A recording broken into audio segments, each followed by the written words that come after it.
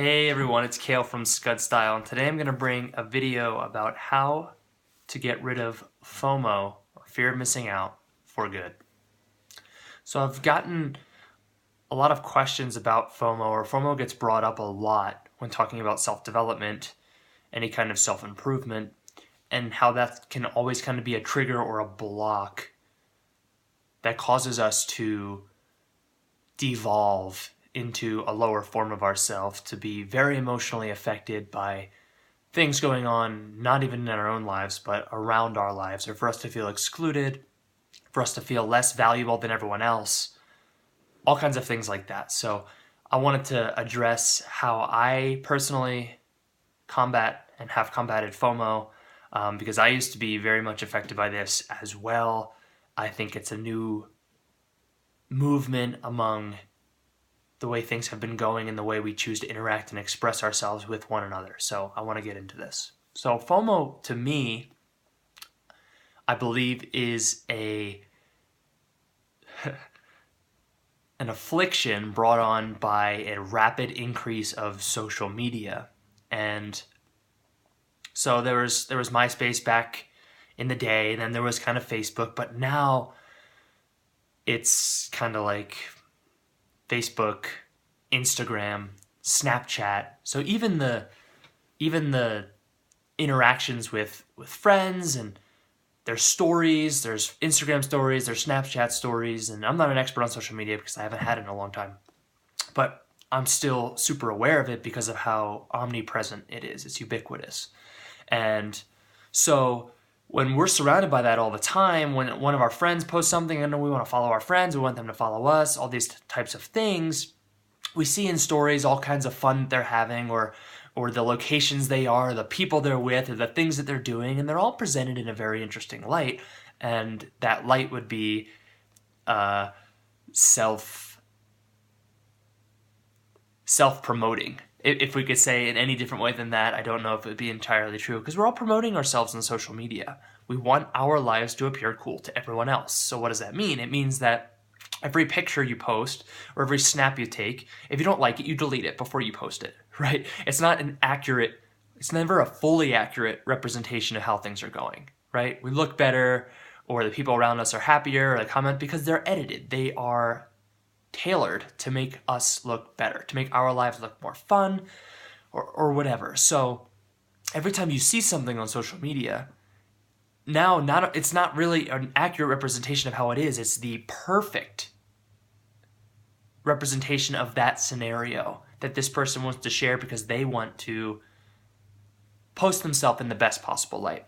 So FOMO has kind of come about in this whole process because everyone is constantly competing for everyone else's attention on social media, everyone else's affection on social media.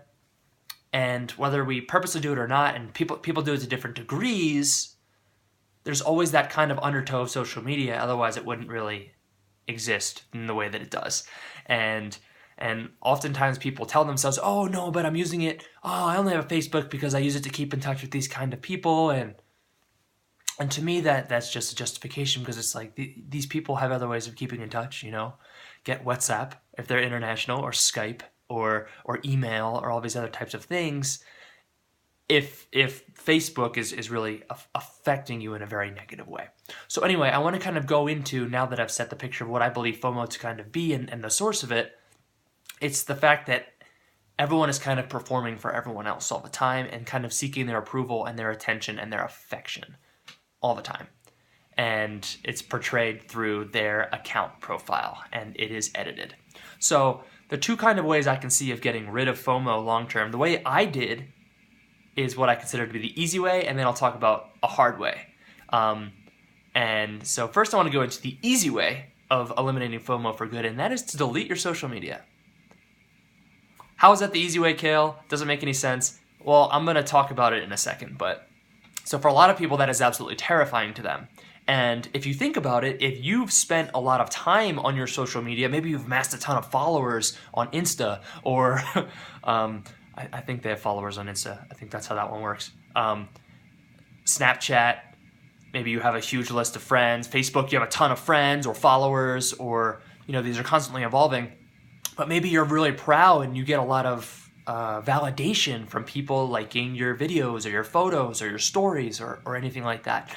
And that is a gratification trap. And then what that does is that programs you to live your life in a way that you think will be appealing to everyone else, or will garner a positive reaction from everyone else, without truly going deep into what we value and what you truly want with your life and what truly fulfills and inspires and drives you.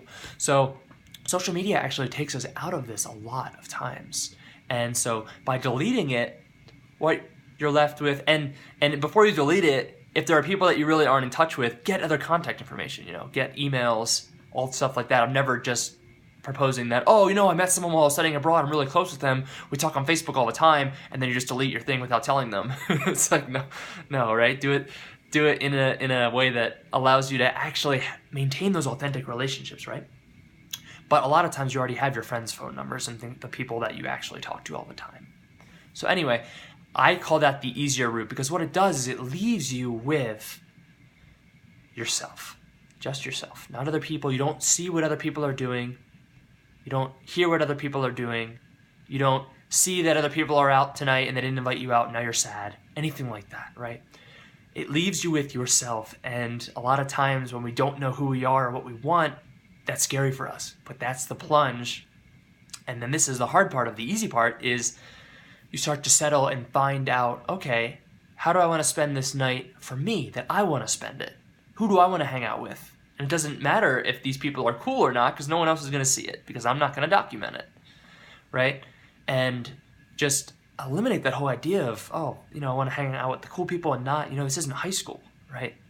And even in high school, I wasn't like that, and I saw the damage of that type of mentality and the hardship for everyone involved, the people who weren't cool and the people who were, that weren't allowed to interact with other people. So you start with yourself on a blank slate, and you get to figure out who you are. And that's the fun part, right?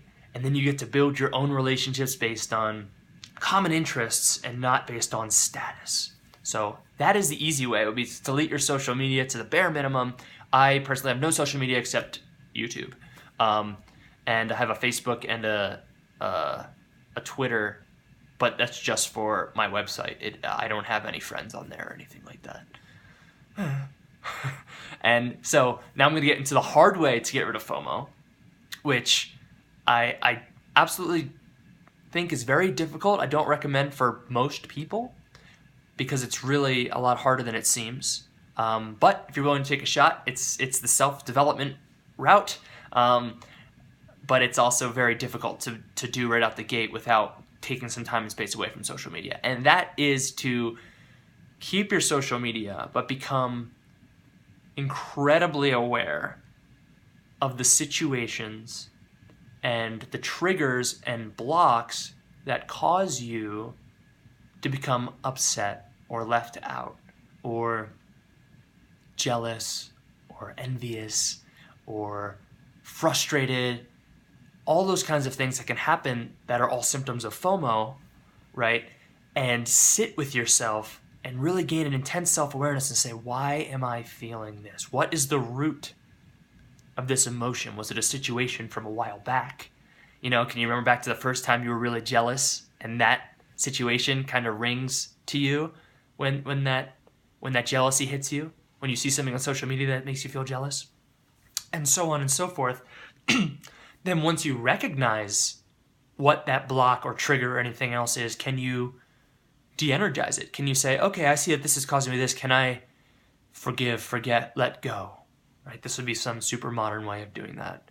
I do a lot of different type of work and different ways of de-energizing that, but for anyone, it's just kind of, can you help it let go? Or some people, work with a coach or work with a therapist, or talk it over with someone close to them and try to neutrally pinpoint.